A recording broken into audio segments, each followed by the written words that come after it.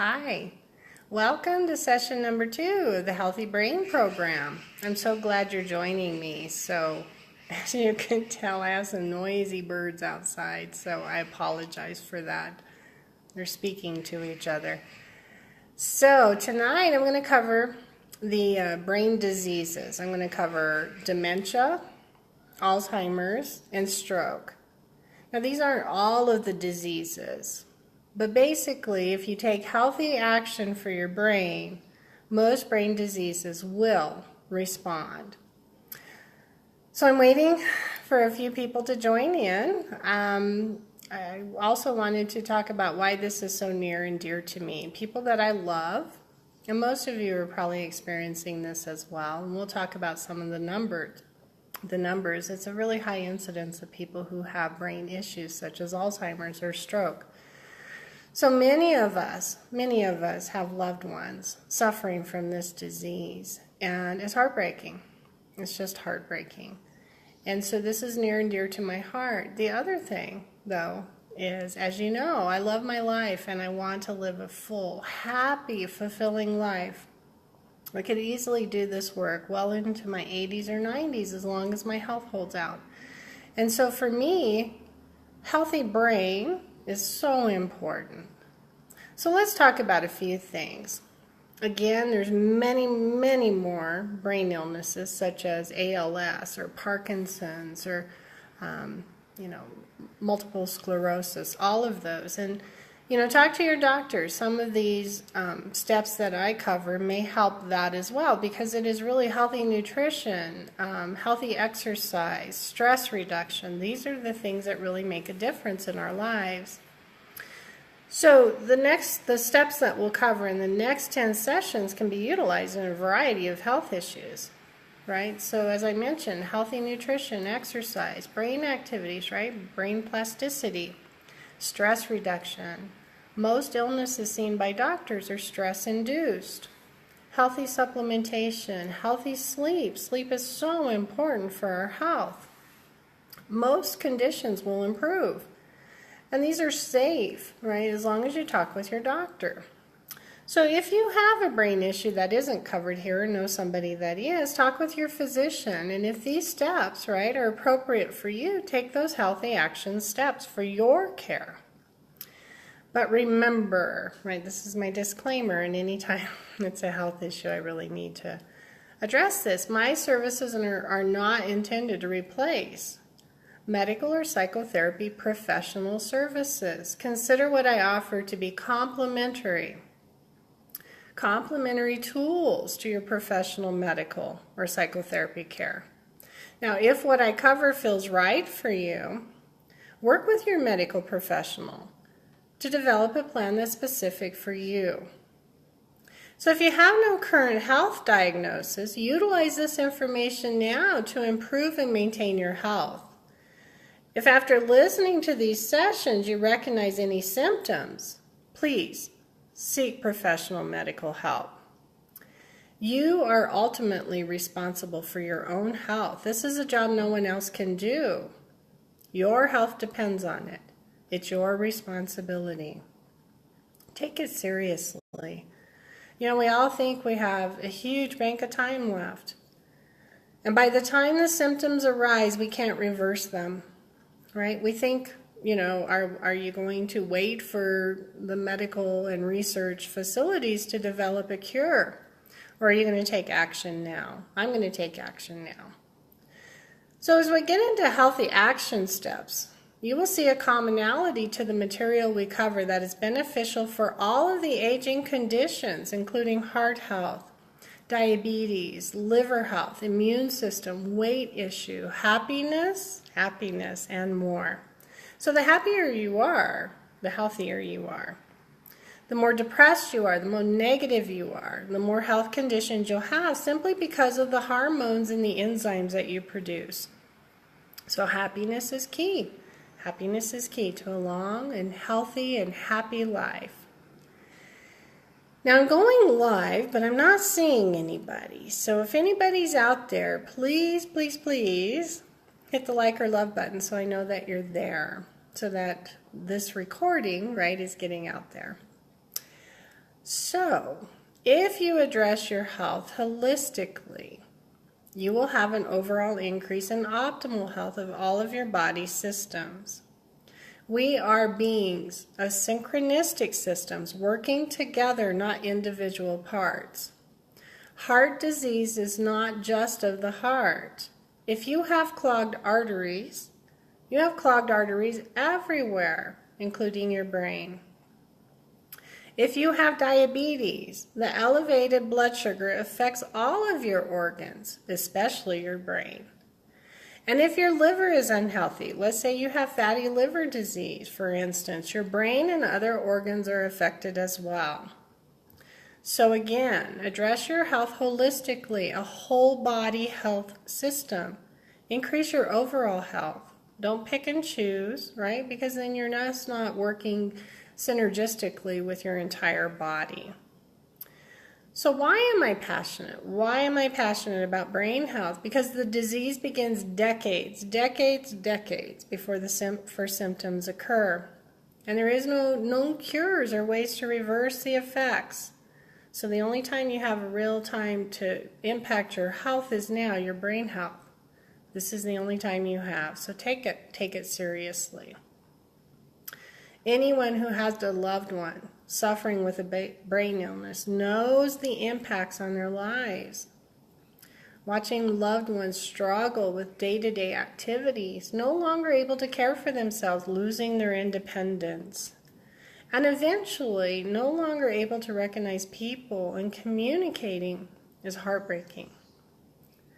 And in the healthy ones, right? I'm in the healthy ones.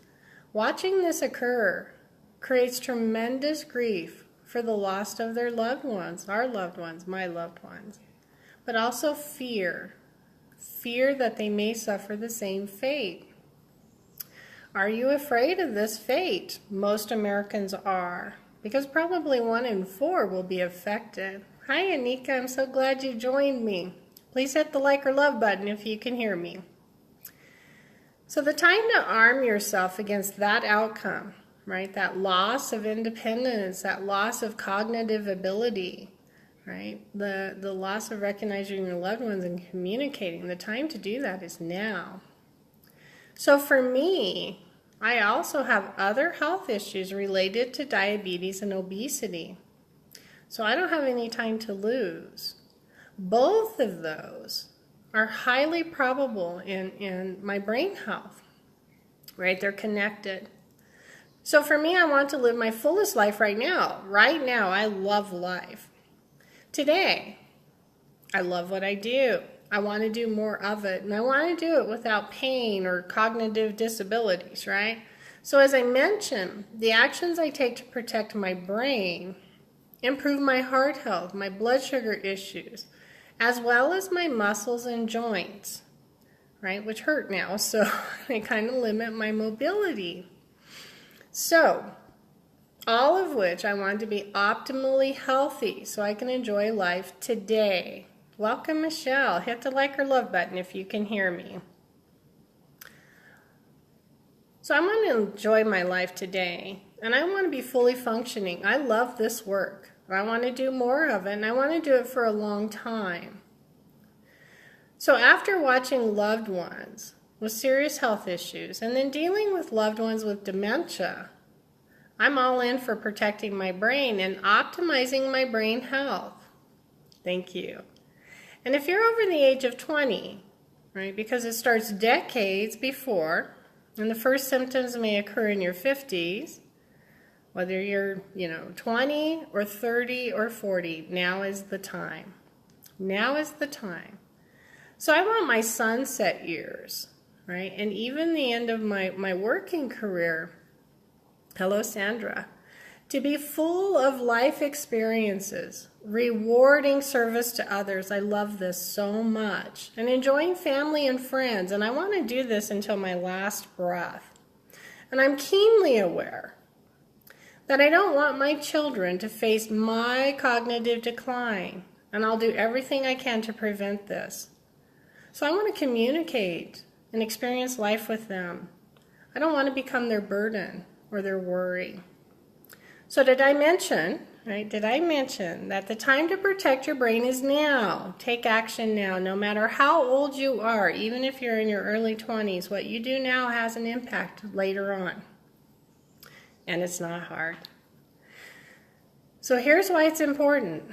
Annually, 250,000 people are diagnosed with Alzheimer's, and it's estimated that 4 million are living with the disease. The vast majority of those people, the 4 million, require 24-hour care. Strokes. Strokes are the third leading cause of death behind heart attacks, heart disease, and cancer. Strokes affect 600,000 people annually, and it is estimated that between 4 to 4.4 million people are living with the after effects of stroke. And again, it's the third leading cause of death behind heart disease and cancer. So what are the first symptoms of brain diseases, and how do they affect your day-to-day life, right? This is what we're trying to prevent. So I want you to know that we talked about the brain, what it is and what it does. We're talking about the diseases we're trying to prevent. And then the next 10 weeks, we'll talk about everything you can do to live a full life, a healthy life, right? You can take action, and it's not hard. It's not hard, and it's actually enjoyable, right? Good health is enjoyable.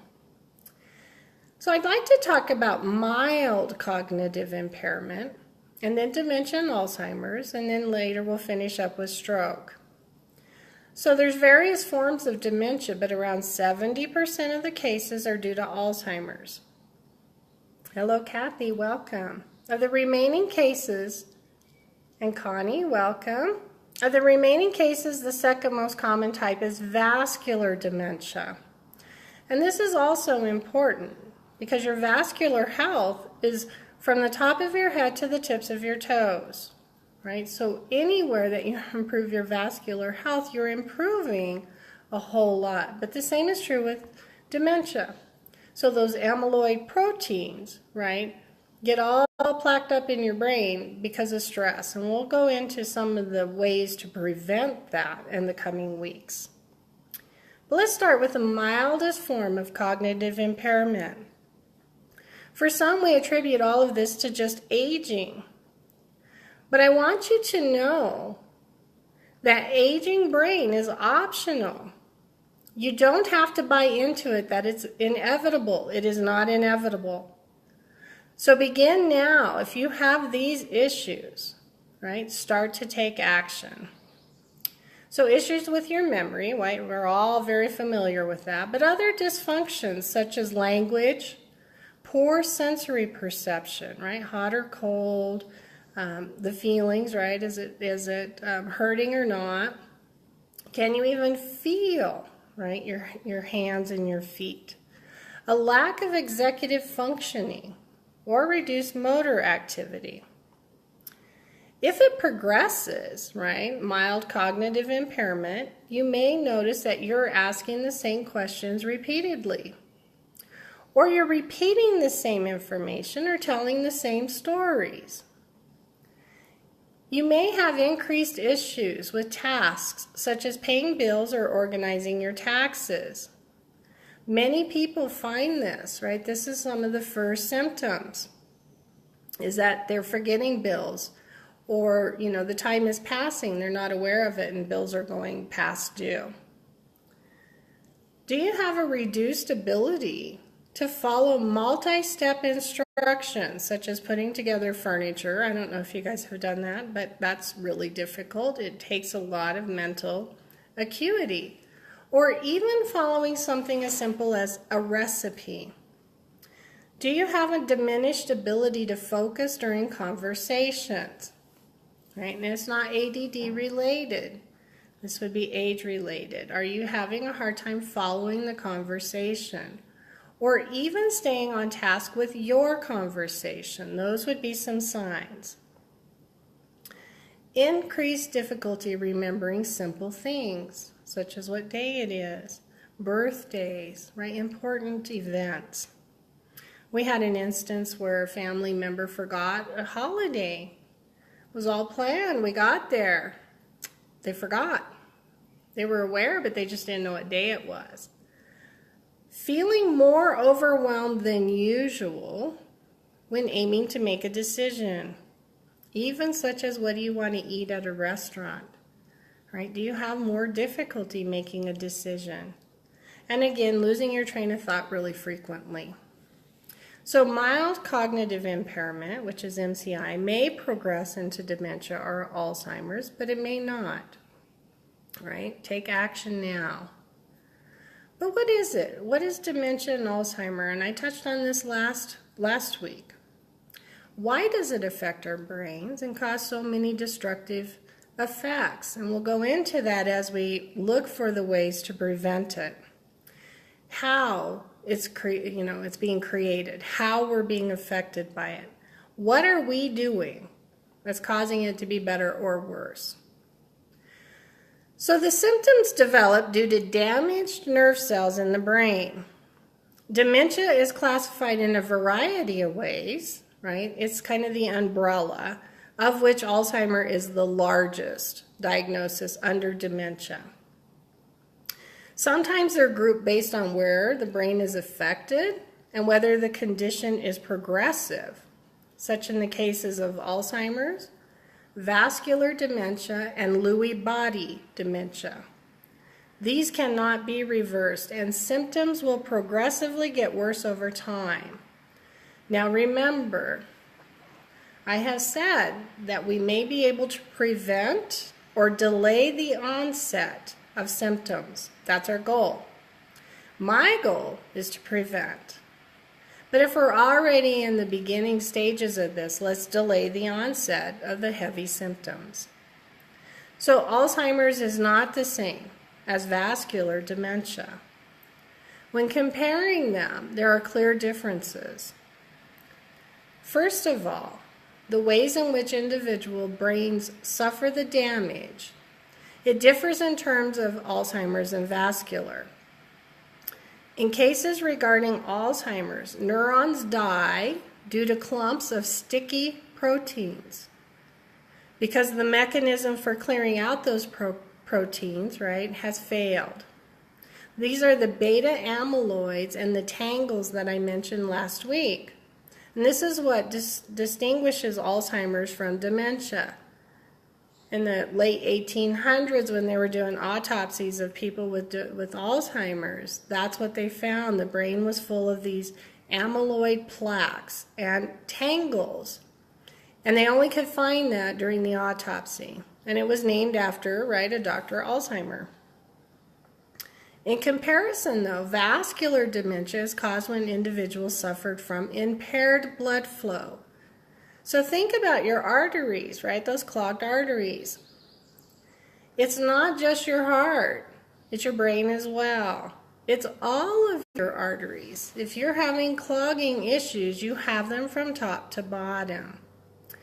So the most common cause of this impairment is due to having a stroke or suffering from chronic hypertension, high blood pressure. Since cardiovascular health is such a large factor, conditions such as high blood pressure, diabetes, and high cholesterol all increase one's risk. Now, in the human brain, there's both white and gray matter. For those with Alzheimer, it's your gray matter that's largely affected, while the white matter tends to be targeted with the vascular dementia. Based on the distinction, both types of dementia cause cognitive impairments. But vascular dementia can also influence your movement, right? That makes a lot of sense to me because you have arteries throughout your entire body. As each condition progresses, there's some key differences. Alzheimer's is progressive. That tends to get worse in a gradual fashion.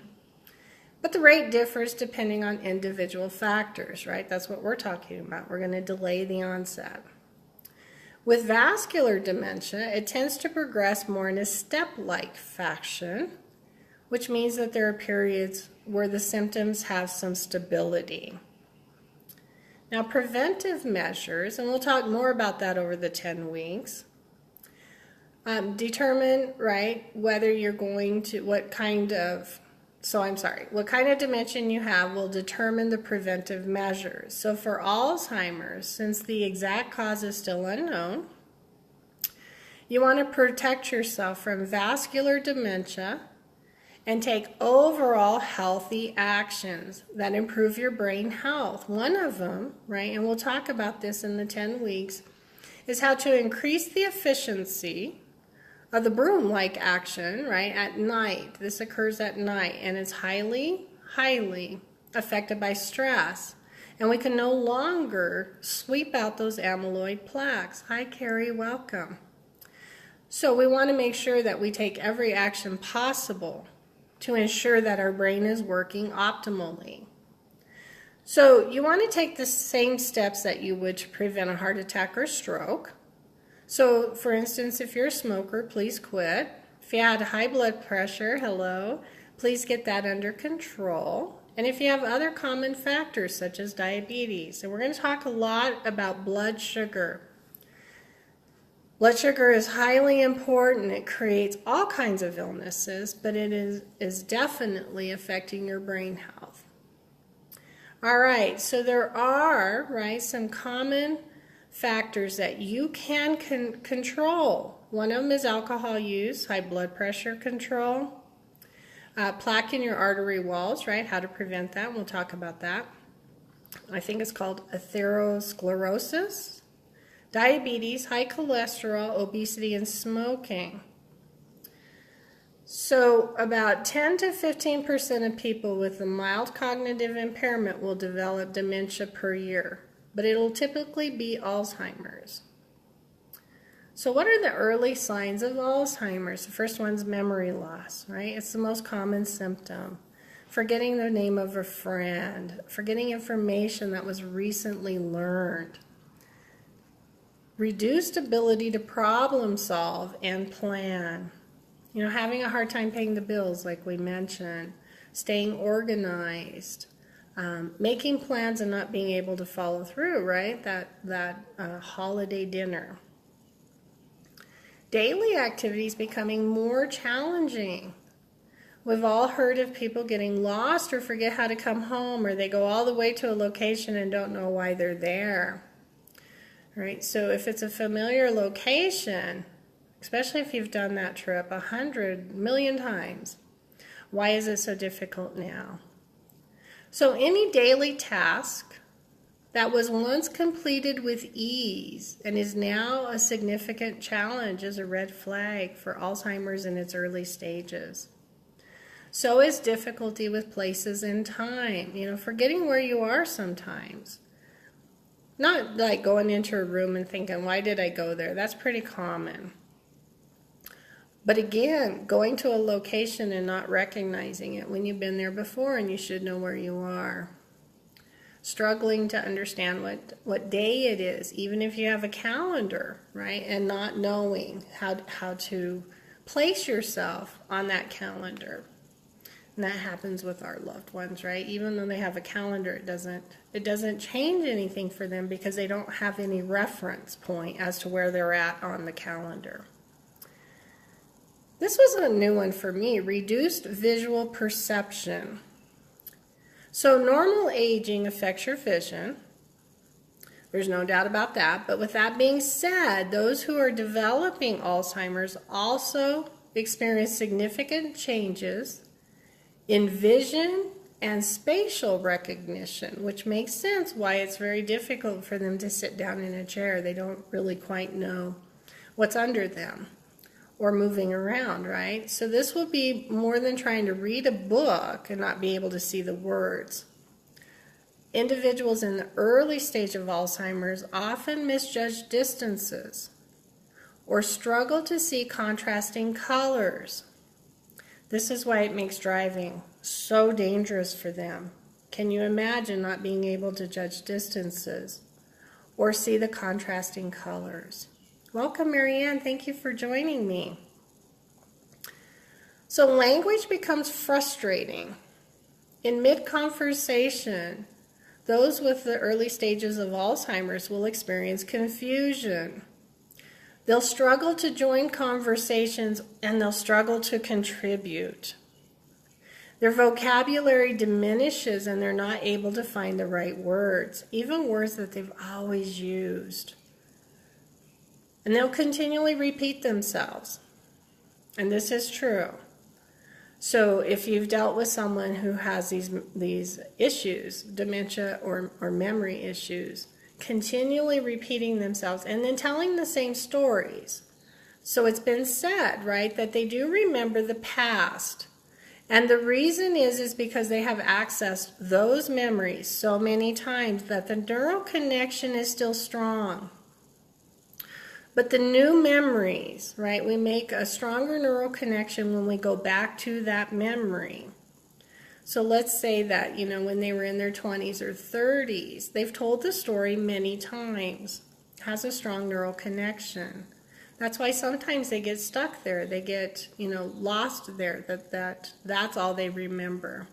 So again, continually repeating themselves because they forgot they already told you, right? There's no neural connection. Or telling the same story over and over and over. They get stuck there. Now, losing things is a big one, but here's the difference. Misplacing things is normal. Everybody does it.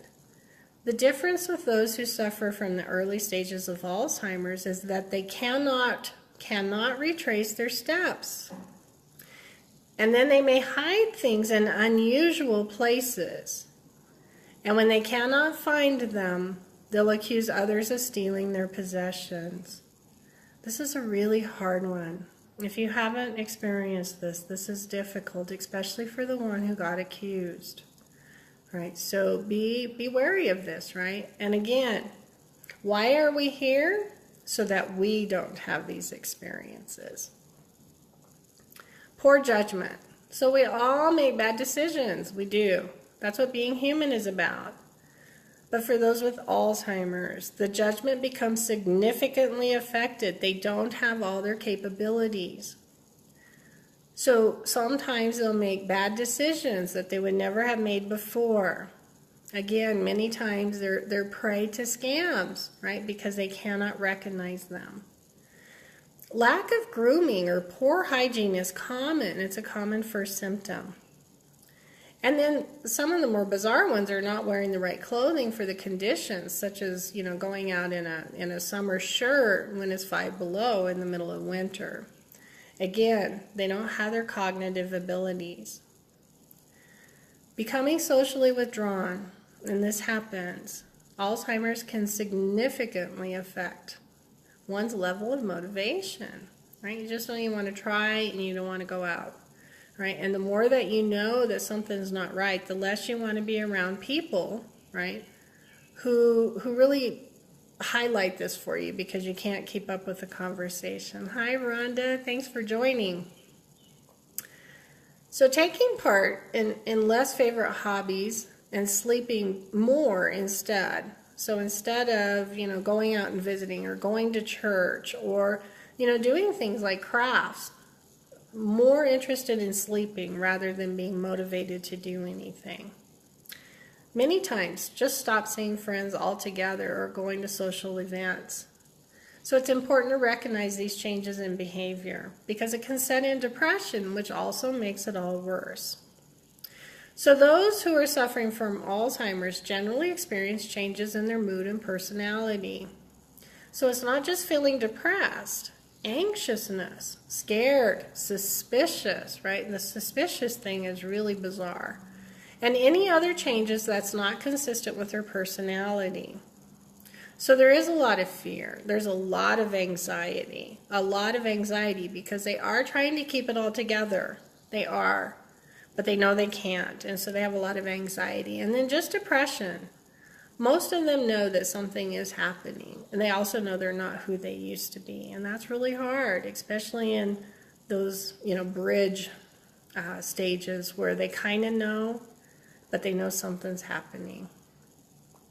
And then unwilling to try new things, right? Again, why are we here? I don't want this to be me.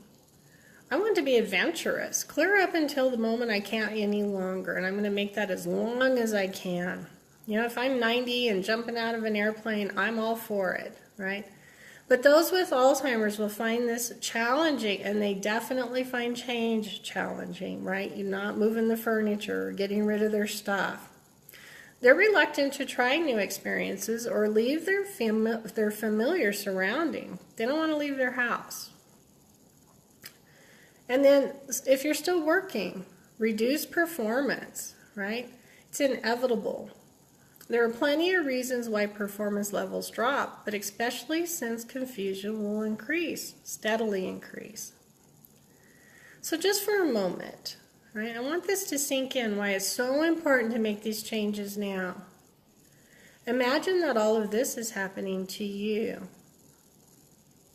Put yourself in that place. You have time. You have time to prevent it or delay the onset, right? This should be reason enough to make the healthy changes now. And the healthy changes are not hard. Probably one of the hardest ones is getting rid of sugar, and it's something we should all do, right? Every one of us. It doesn't mean that it's forever, but sugar should not be part of our daily diet. And I will really, really emphasize that.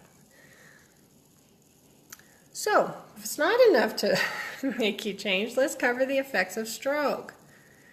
So a stroke happens when blood flow to part of your brain is cut off. Remember that vascular dementia, right? Clogged arteries. Without oxygen in the blood, brain cells begin to die within minutes. So a stroke can happen in two main ways. Something blocks the flow of blood, or something causes bleeding in the brain. So an ischemic stroke, and I don't know if I'm saying that right, but you guys can look it up. In 8 out of 10 strokes, a blood vessel that takes blood to your brain gets plugged, right? That hardening of the arteries, the plaque. It happens when fatty deposits in your arteries break off and travel to the brain, or when poor blood flow from an irregular heartbeat forms a blood clot. The other strokes are hemorrhagic strokes. It's less common, but can be more serious. So a blood vessel in your brain balloons up and bursts, or a weakened one leaks. Here's why it's important for your blood pressure, not just your heart. Uncontrolled high blood pressure and taking too much blood thinner medicine can lead to this kind of stroke. And then some people have what they call TIAs, transient ischemic attacks. This mini stroke is due to temporary blockage. It doesn't cause permanent brain damage, but it does raise your odds of having a full-blown, full-scale stroke. So what are your contributing factors? Remember, I have emphasized throughout this program and all others that our bodies are synchronistic systems. Thank you. We are a whole being, not a sum of our parts. Poor health in one of your areas affects most areas, right? So make a commitment to be holistically healthier, your whole body, right? And what you do for your brain will have positive effects throughout your body. What you do for your heart will have positive effects throughout your body, including your brain. Getting your blood pressure under control, getting your blood sugar under control. All of this has effects throughout your entire body. And again, if you imagine losing a part, right? I don't want to lose any, not even a pinky finger, right? I want all of them, and I want them to be healthy, right? So take care of all of them. And the steps that I'll cover in the next 10 weeks are overall healthy steps that'll affect everything, including your skin and hair, right? Teeth, gums, all of it. So the biggest risk factors for stroke is high blood pressure. And if your blood pressure is typically 140/90 or higher, you need to have this addressed. But as I'll discuss later, even being in the high end of normal can have effects. Tobacco, let it go. It increases your blood pressure. Nicotine increases your blood pressure. And cigarette smoke causes a fatty buildup in your main neck artery. I did not know this. It also thickens your blood and makes it more likely to clot. Even secondhand smoke can affect you. Heart disease. The condition includes defective heart valves as well as atrial fibrillation or an irregular heartbeat, which causes a quarter of all strokes among the elderly. Diabetes. People who have it often have high blood pressure and are more likely to be overweight, right? These are two of my issues. Both raise the chance of a stroke. So diabetes damages your blood vessels. That's why people have problems with their eyes, their kidneys, and their feet. It makes a stroke more likely. But also, think about your brain, right? If you don't have good blood vessels, what's feeding your brain? We are a complete system, so take care of you. Also, it said if you have a stroke when your blood sugar levels are high, the injury to your brain is greater. Weight and exercise, right? Definitely factors. Medications, for instance, blood thinning drugs. Sometimes they give you too much. Age. Anyone can have a stroke. Even babies in the womb have been known to have a stroke. But generally your chances go up as you get older. And they double every decade after 55. Right now's the time. Thank you. Your family. Strokes can run in families. You and your relatives may share a tendency to get high blood pressure or diabetes. Some strokes can be brought on by genetic disorders that block blood flow to the brain. Now, I will tell you, the nocebo effect, right? So the placebo effect is that you believe something will cure you and it does. And placebos are effective 30% of the time, right? If they're doing a study on medications and they study the placebo effect is almost always better than the medication, and it was induced from the inside, right? From the mind, turning on all the body systems.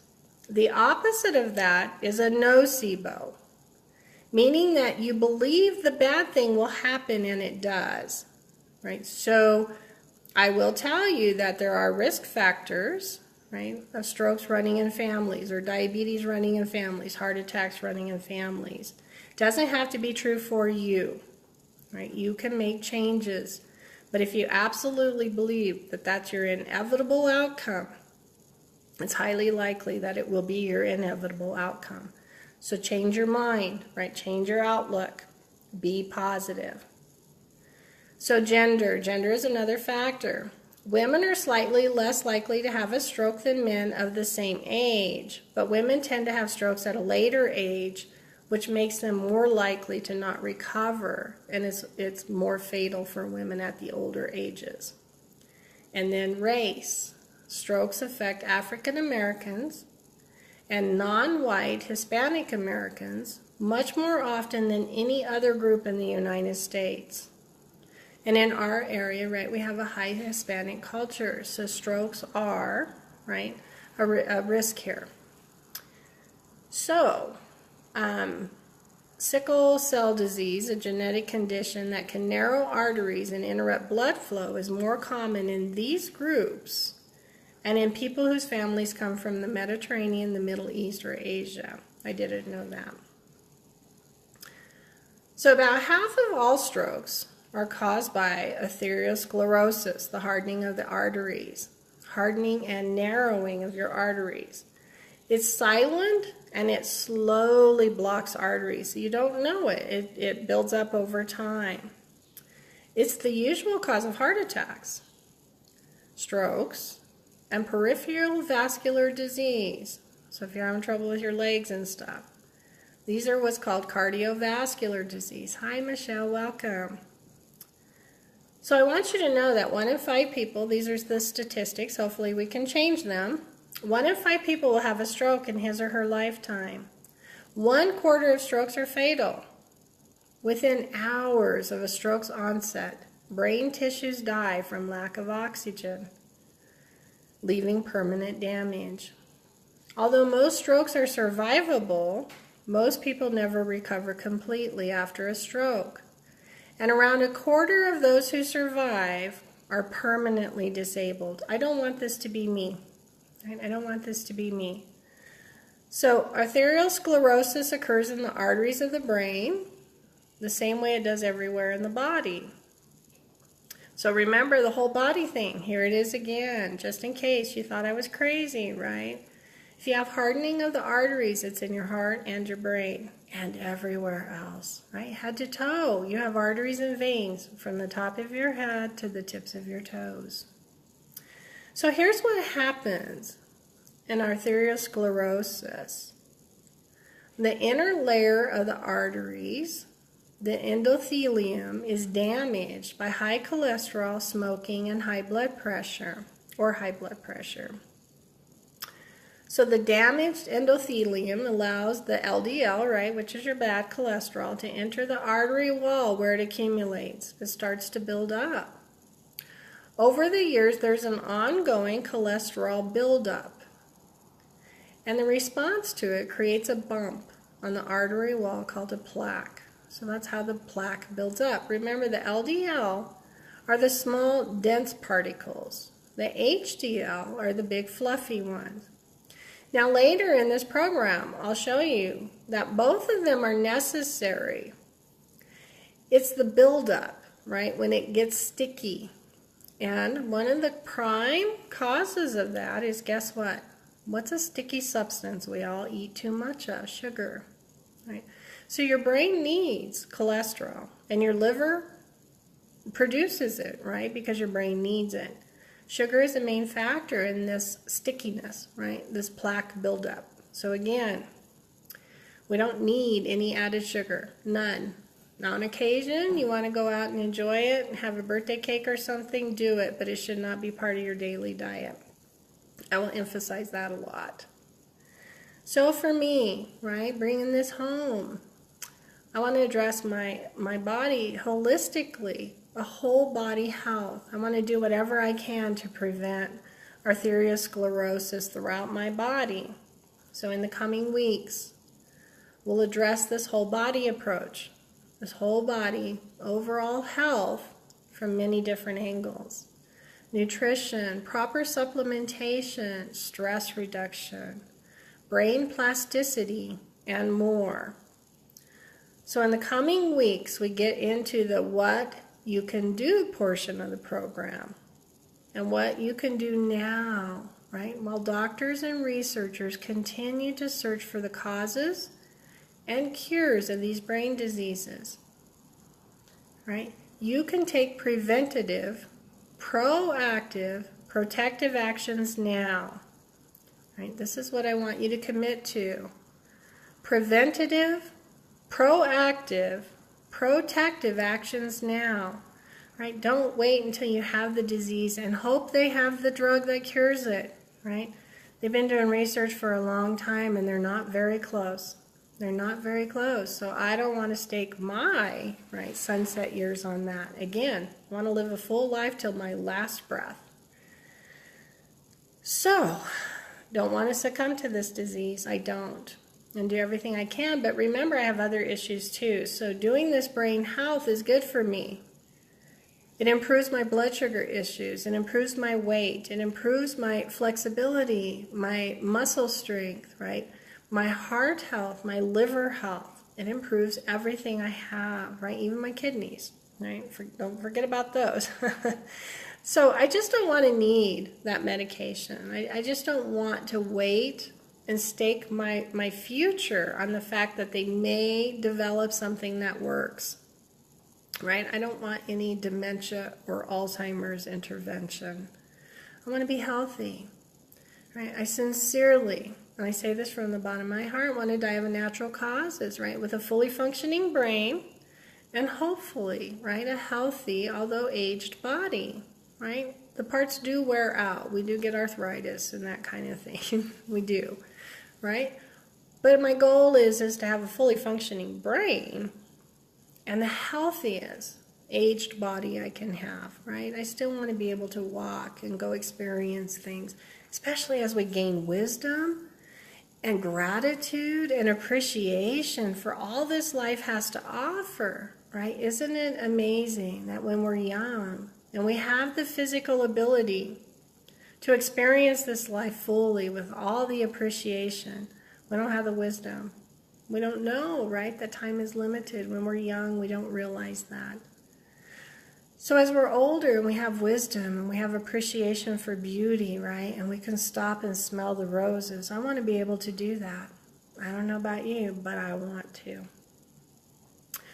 So I've said this before, I said it last week, your brain is involved in everything you do and everything you are.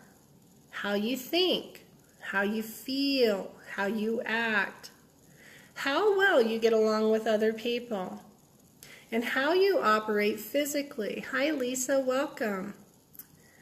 So when your brain works right, you work right. When your brain works right, you maintain your independence. I want that. When your brain works right, you experience all life has to offer. Remember, as we get older in our years, we have wisdom and appreciation.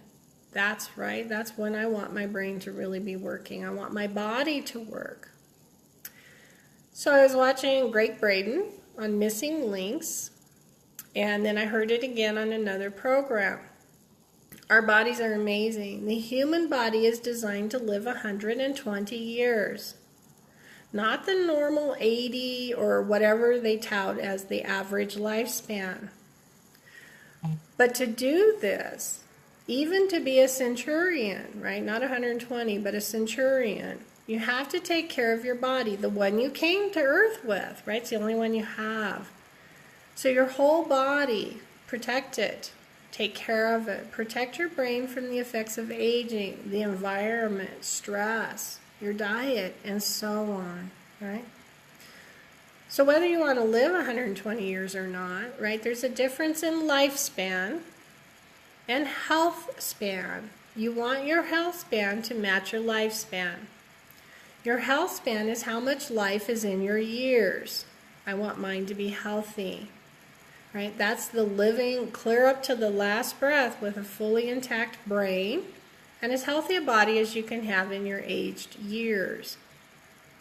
So instead of a lifespan, which is your average years, and sometimes the end of that isn't full of much life, right? How many times are there people that are just sitting in wheelchairs in nursing homes? They don't have any health span, they have lifespan. They're there, but they're not enjoying their health. So again, let's work to make our health span longer. Let's work to make our health span more vibrant. And hopefully our health span will last or match our lifespan. So last week I also talked about brain reserves. So your brain reserve is that extra cushion of brain function you have to help you deal with whatever stresses come your way, whether they're nutritional, disease, environmental, right? And the more reserve you have, the more resilient you are, and the less impact aging has on your life. So imagine, right, we've all heard of these people who drink, a shot of whiskey every day and they live to be 100. Or people who smoke, right? I have people in my family who have been smoking since their teens and they have no lung cancer.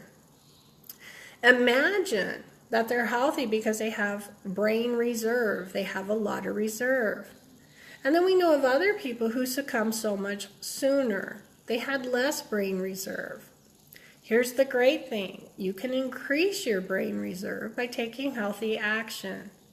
And the more you increase your brain reserve, right, the less it decreases. So remember, you were born into this world with some brain reserve. If you had a healthy pregnancy, a healthy gestation, if you were nurtured and nourished well as a child, right, you will have more brain reserve than if you were in a chaotic, right, abusive home, or if your mother was ill, right, any of that can decrease the reserve you were born with. From that moment on, everything you do in life increases your brain reserve or decreases it. In the next 10 weeks, let's work at increasing it, right? Let's work on increasing your brain reserve. So it's 7:49, and just like last week, I did the guided relaxation on who matters to you. But the reason you want to do this is because you matter to them. So I want to do this guided relaxation and have you follow along and really touch base with those, right, that you matter to.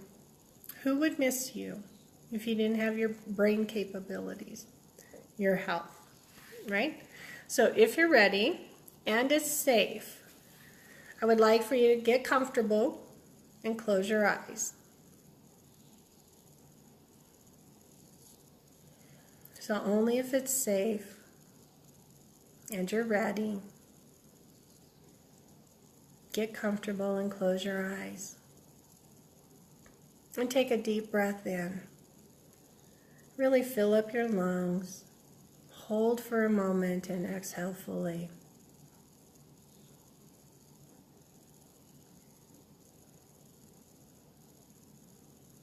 And know by focusing on your breath, you can make your breath even deeper, even fuller, longer, slower, more gentle and peaceful. So focus all of your attention on your breath. Breathing in slow and easy, calm and gentle. Focusing on your breathing, you can hear your breathing. You can feel your breathing.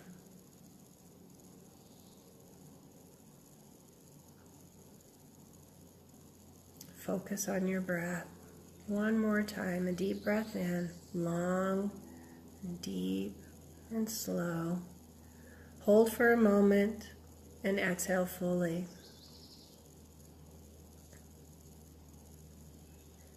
Now as you're focusing on your breathing, as you focus on the sound of my voice and the words that I say, imagine a beautiful beam of light shining down on you from above.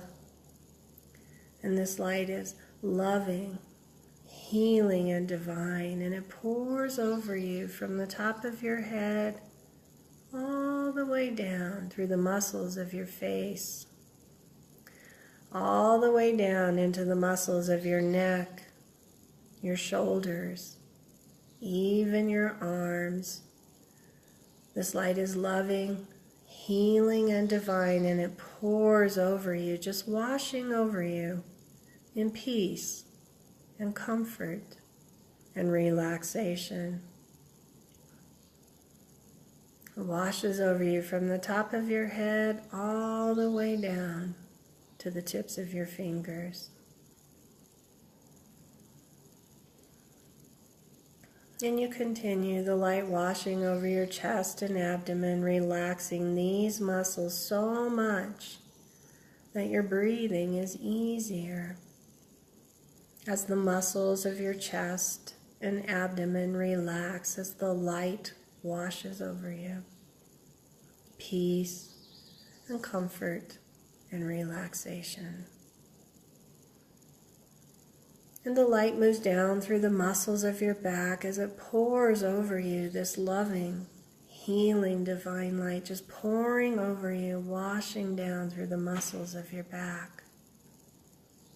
And it continues down into the muscles of your legs, your knees, and your calf muscles, all the way to your ankles, your feet, and your toes, wave after wave of beautiful, healing, divine light just washing over you in peace and comfort and relaxation.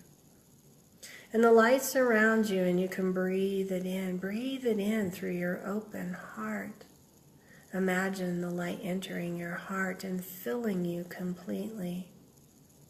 With every breath, you're filled with the light. And it fills your mind, easing your mind as all thoughts slip away, as you relax into the divine healing light. Let it fill your mind as it pours into your heart.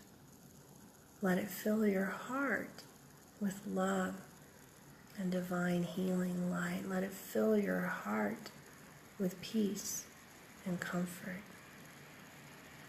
And the light pours in and it fills your core. You're surrounded by light and filled completely. And you make your way to a staircase with 10 steps leading down, bringing the light with you, filled completely, surrounded. You bring the light with you. Make your way there now, stepping down 10, going deeper and deeper within. 9, every step down takes you deep within.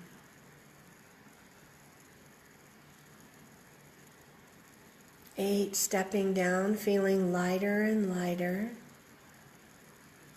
As you step down, 7, going deep within, relaxed more now than ever before. Stepping down, 6, every step down takes you deeper and deeper into relaxation. 5, stepping down, deeper still. 4, making your way as you step down. 3, 2, bringing the light with you as you step down. 1, and making your way onto a well-worn path. Look around you. There's nature all around. This place is beautiful, serene, safe, and comfortable. Take your time. As you walk on a bench, you can look down and notice if you have shoes or if you're barefoot. The walking is easy and comfortable, the path familiar. And you make your way until you come to a bench. You sit down and you reflect for a moment. Who is important in your life? You feel your heart swell with love as you think about these people you love so much. They matter. They are so important to you. So important in your life. And as you reflect, imagine who you are important to, because you matter to them. Think about this now. These people who care about you so much, these people who depend on you for so many things, you matter. You matter to them. And you are better for you, better for them when you are healthy. Healthy in body, mind, and spirit. Think about this for a moment. Where would you be? Where would they be? Right now, if you didn't have your physical health. Think about this for a moment. Where would you be? Where would they be? Right now, if you didn't have your physical health.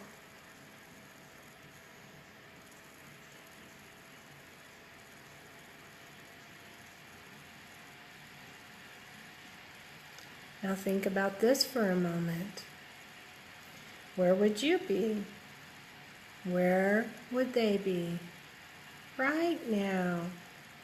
If you didn't have your brain health, if you weren't healthy in your mind. Think about this for a moment. Where would you be? Where would they be? Right now. If you didn't have your brain health, if you weren't healthy in your mind,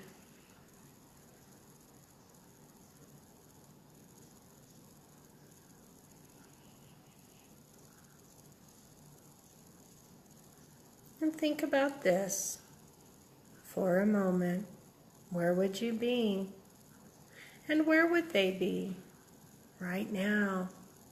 If you didn't have your emotional and spiritual health, think about this for a moment. Where would you be? And where would they be right now? If you didn't have your emotional and spiritual health,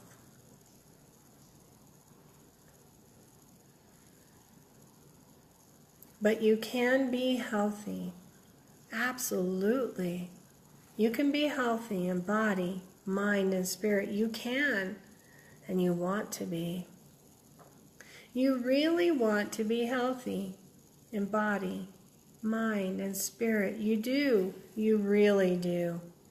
And you take steps today to be healthy, really healthy in body, mind, and spirit. And today you commit to doing one thing today that will make a difference in your health. It can be something you choose for your brain health, your physical health. It can be something you choose for your emotional or spiritual health. Think of this one thing now. Do this now.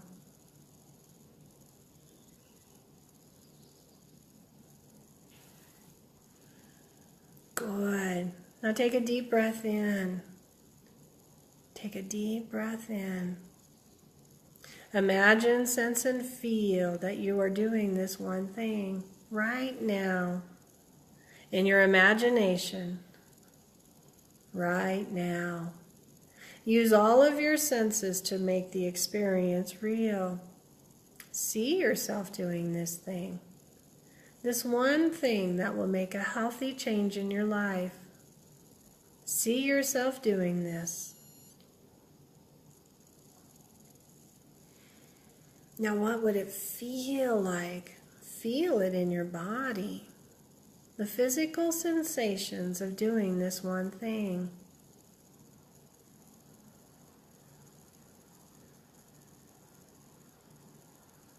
Feel it in your emotions. How will you feel when you complete this one thing? How will you feel knowing you are making a positive change? A positive change for you, for your health in body, mind, and spirit. Feel it in your emotions, make it real. How will you feel when you complete this one thing? How will you feel knowing you are making a positive change? A positive change for you, for your health in body, mind, and spirit. Good. Now take a deep breath in. Remember this exercise. Let it sink in. Commit in your heart to do this one thing. Plant it there. This one thing that will make a healthy difference in your life. This one thing that will ensure that you are doing everything you can for you, but for them also. The ones who matter so much to you. Commit in your heart now.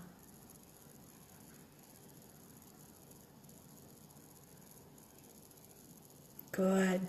Now bring this back with you. As you make your way to the staircase with the 10 steps leading up, make your way there now. Stepping up 1, slowly, calmly, easily and gently returning to your full awareness once again. 2, every muscle, nerve, and fiber in your body feels good. You feel wonderfully good. 3, bringing this commitment back with you. You planted it in your heart. 4, committed to making a healthy change in body, mind, or spirit. 5, stepping up, wiggling your fingers and toes. Ready to open your eyes soon as you continue to step up. 6, taking a deep breath in. Moving your head from side to side, coming back into your body once again. 7, deep breath in, stepping up, coming back into your body, coming back to the sound of my voice. 8, stepping up, feeling lighter, lighter and lighter, bringing back with you this commitment which you placed in your heart. 9, ready to open your eyes on the next number I count, and 10, eyes open. Welcome back. Take a deep breath in, stretch, and smile. And know that just by watching, right, watching tonight, you took a step. You were exposed to new information, or maybe you know this information before, but it's our foundation, right? We need to know why we want to do this. We need to know what we don't want in order to know what we do want. So commit. Commit to being as healthy as you can be. Commit to extending your health span in hopes that it will match your lifespan, right? I want you to be out there, right? The 90-year-old jumping out of the plane or climbing Mount Everest, whatever it is that makes your heart sing, right? You want your health span to match your lifespan. So next week we're going to dive right in. And remember, if you can, start by cutting back on sugar now, right? It's going to be one of the main focuses of this program. So I wish you love, light, and wonder. And again, I'll be posting this on Facebook and YouTube. So I'll send out that link. So Kathy, you missed most of it, but it'll be out there for you to rewatch. And thank you, Marianne. I love hearing from all of you. I love it so much. This is why I do this. So next week, right? Love, light, and wonder to you. See you then.